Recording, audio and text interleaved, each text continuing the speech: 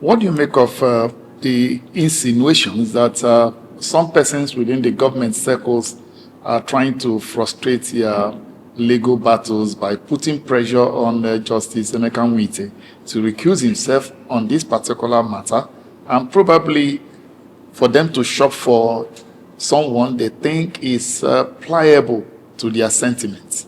Can you throw more light on that? I mean, it's quite unfortunate because what some agents of government have turned the judiciary into today is a disgrace to Nigeria. It's an embarrassment, and the judicial institution today is being brought into serious disrepute. I will say historic disrepute, because never before in the history of Nigeria is the integrity of the judiciary brought into the kind of question that is being brought at the moment. People now believe, majority of Nigerians now believe, that the judiciary is an extension of the federal government, that you can no longer trust the judiciary. About 2 years ago or so, ICPC conducted a survey, a corruption perception index by the ICPC, and the majority of Nigerians rated the judiciary as the most corrupt institution in Nigeria, ahead of even the anecdotal police force. So it's quite unfortunate what is going on. How can someone take a case to court and having realized that is about to lose this case because this case has no basis? It is a frivolous case, and you saw that you are about to get a judgment that is not favorable to you. That was at that moment you now started writing letters to say judges should be swapped. You cannot file a case and still get to pick which judge will answer that case. But that is what Nafi Bala's agents and handlers in the federal government are trying to do. And Nigerians are watching. The whole world is watching. We said it, that you are trying to get Justice Nwite to recuse himself. He's still one of the few honorable judges. We know those judges that are more or less clients of officials of government. We know judges that are in the pockets of the, and we feel sorry for the Lord Chief Justice of the Federation of Nigeria, an amazing woman, and we hope that she will be able to arrest this nonsense that is going on, because it is bringing the entire judiciary into disrepute. If you file a case that you have been cheated, you will want to see the end of the case. You want to see justice done. So why is it that the plaintiff is the one now delaying the conclusion of the case? Is now the one at the last minute now going around saying that you no longer have confidence in the judge because they are looking for one of the pliant judges. And those pliant judges, we know them. They are in the Federal High Court. They are not more than 3 or 4. So they know they are the ones that they are looking for. So they want to bring them in and to say, okay, answer, do this for us. So we will continue to fight it. Our lawyers will fight it, and will continue to bring this case to the court of public opinion, because it is wrong and it doesn't do service to Nigeria. The ADC has also raised several critical issues regarding the necessity and terminology of the new Homeland Security chief that the president appointed. And does it mean a loss of confidence on the NSA? And what does it even represent, having for the first time special advisor on Homeland Security? For us, we've said it that it doesn't make sense to us. And before we say this kind of thing, we do our research. Because Homeland, the idea of Homeland has a heavy connotation. And its connotation is very clear in countries like Palestine, in Israel, in Germany, in the United States, for example. After 2011, that's when Americans began to use homeland to refer to their country. And some countries, is because they don't want to say fatherland or motherland. They feel that those are sexist terms, so they say homeland. But in more fundamental sense, when you say homeland, it is to distinguish from, Americans say it is homeland because regardless of where you have come from, because America is a country of immigrants. So regardless of where you have come from, now this is homeland. We don't have such situation. So in the historical context and in sociological context, the term homeland sounds like an anomaly for Nigeria, but that's another issue. The most important point here is the question of what will the special advisor on Homeland Security do that the National Security Advisor is not equipped to do, that the Department of State Security is not equipped to do, that the National Immigration Service is not equipped to do. Now they tell you that, oh, the special advisor on Homeland Security will focus on internal security. What security threat are we facing that is not internal? I mean, it's absurd. You know, when they say this, they assume that they think they are talking to idiots. You know, I mean, the security challenges that we face today that will necessitate the creation of whatever special advisor has always been internal security issue. Is Nigeria being invaded by a foreign army? So for you to say that, oh, the special advisor on Homeland Security will focus on internal security issues like terrorism, like banditry, like kidnapping, what else represents the security threat that Nigeria faces? So if what has happened effectively is that the president does not want to get rid of Ribadu, the national security advisor, for whatever reason. So of course what he needs to do is to appoint someone that will push this national security advisor into redundancy. But it may sound merely procedural. It's not. A president whose action is suggesting that he no longer has confidence in the national security, in his national security advisor, it has serious significance for the battle against insecurity in Nigeria.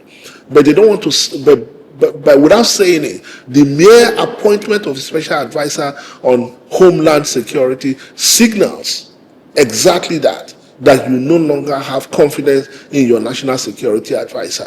So, but the president must have the courage to say, NSA, I no longer believe in your capacity you don't accommodate. But then election is coming. So for different reasons, they want to say, let's keep everybody in-house as much as possible because they don't know how they will react to that kind of thing. So for us, we believe that one of the biggest challenges of managing insecurity in Nigeria is to build a unified and a central security architecture that is cohesive, that is unified, that is centrally controlled, that can be deployed. You know, because once you have different security constituencies working at cross purposes, then your ability to coordinate becomes diminished. Now you have the National Security Advisor. So what you are doing is that you are multiplying bases or arenas of institutional rivalry.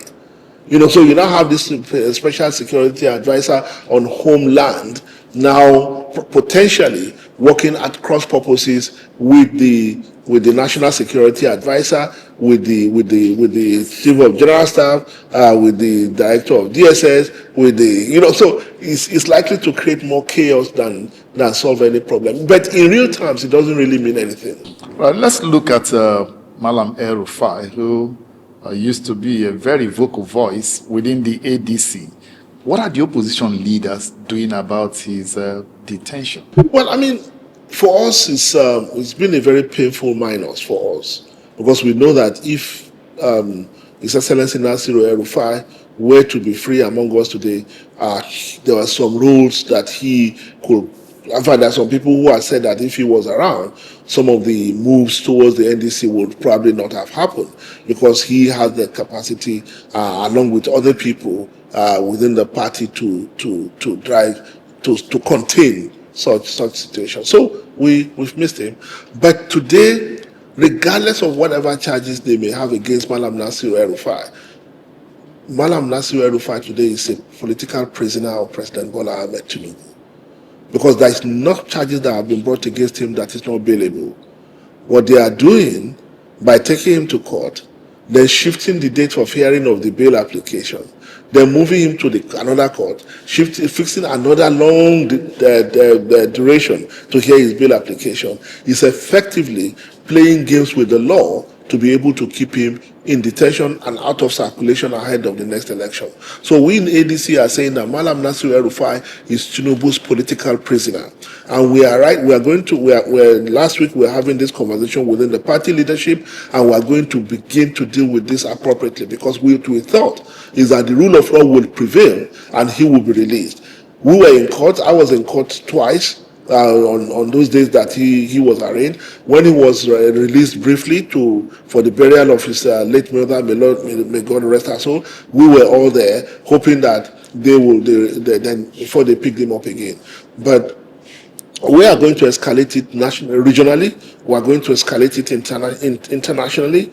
We've been doing this and we'll continue to do it. Let's look at, one would have thought, some persons say they are surprised seeing you in the ADC. They have thought that you should have followed His Excellency Bukola Saraki to we came back to PDP. What's happening? No. I left PDP in 2024, I think. Yeah, I left PDP in 2024, October 2024 precisely.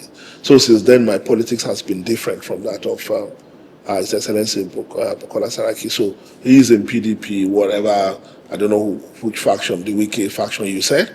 Yeah, I know he's in one of the factions of the PDP, but I'm in the ADC, and I'm very happy in the ADC. I'm very proud to be the face and the voice of the ADC, and I'm and I believe I'm playing a very important role in the opposition. Okay, there is a feeling that ADC is seeing itself as the inheritor of Buhari's supposed support base in the north to run with Atiku.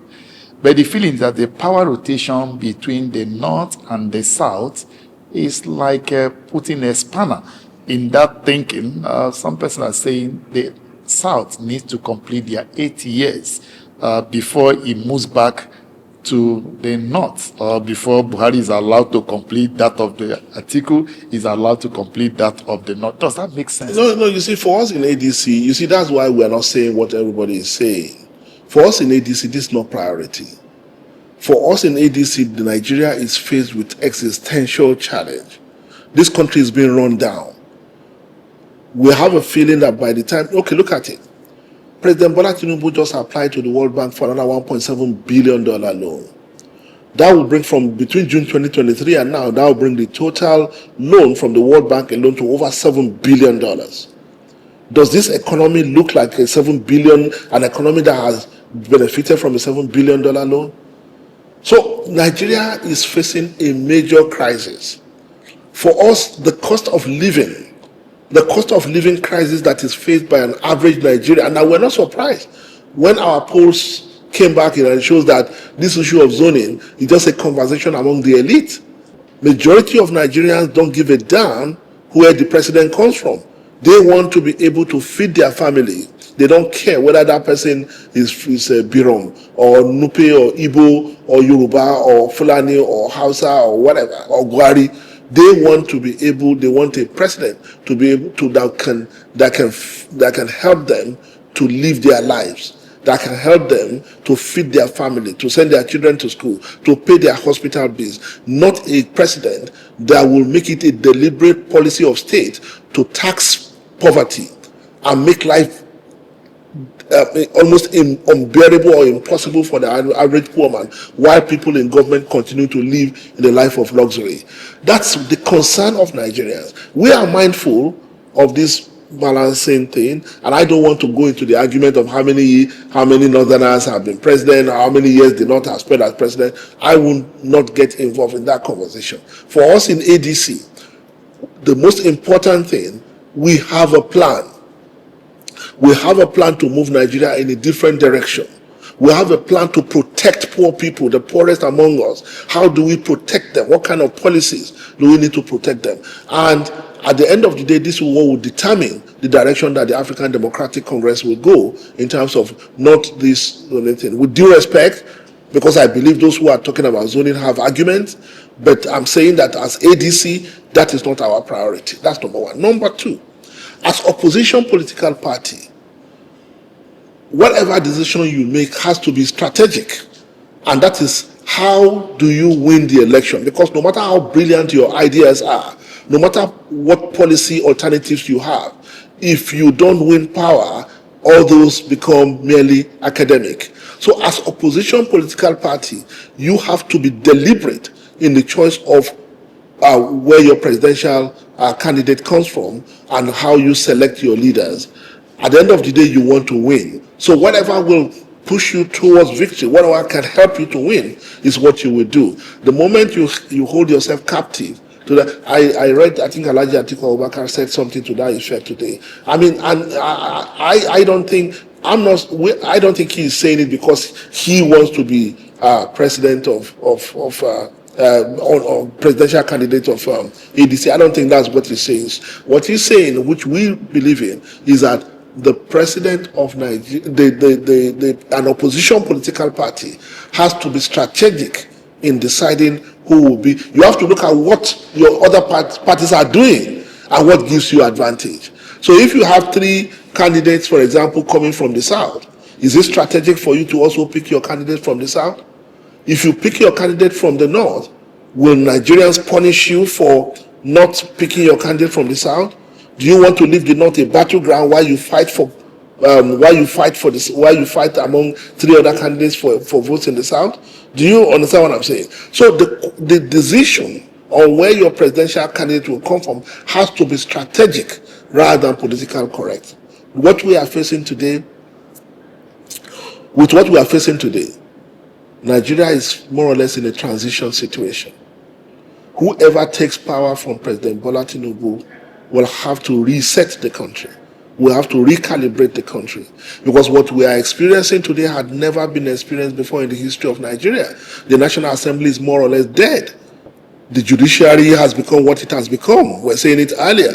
There is no Nigerian today that has confidence that the National Assembly is in a position to play its constitutional role of providing checks to the excesses of the executive.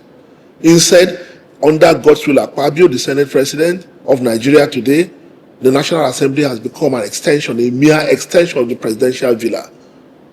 And Senator Akpabio actually sings on your mandate we shall stand better than President Bola Tinubu himself. That's what the situation we have found ourselves. We have found ourselves today when only very few Nigerians can tell you confidently that you have a good case. If you go to court, you will get justice. That is a terrible situation to have found ourselves. Not to talk of the existential challenge we face in insecurity, not to talk of how they've messed up the economy. You go around the country, no ministry today is functioning. No ministry or agency of government today is functioning. Everything has been domiciled in the presidential villa. Is that the kind of, when you have a government without a functioning bureaucracy, what kind of government is that? And that's why we say whoever comes in 2027 will need to reset the country, because this is not our Nigeria.